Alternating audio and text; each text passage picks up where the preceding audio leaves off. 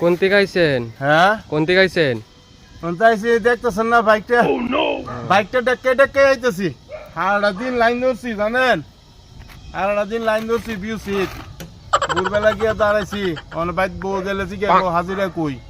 হাজিরা তো মাইর হই 500 টাকা হাজিরা নাই, আজ কাম হইছে না। কেমনে কাম হইব? সকালে গিয়া পেট্রোলের লাইন ধরছি আর ওখানে আইছি পেট্রোল নাই, পাওয়া যায় না পেট্রোল। বিউসিত গিয়ে সারা দিন দাঁড়াইয়া 200 টাকার পেট্রোল দিব। আর এমনি আছে না, কেউ দোকানে গেলে তেল আছে, সকল বাজে মাল দোকানো তেল, কিন্তু কত জানেন নি লিটার? 200 300 যাতে যেমন লইতে পারে। হরিণ লুট চলছে, তেলের পেট্রোলের হরিণ লুট। তো ওখানে আইসি আর কি, বাইকটা ডেকাইতে ডেকাইতেও দাদা কথা আর কইতে পারতাছি না, মধ্যে কথা বাইরো না।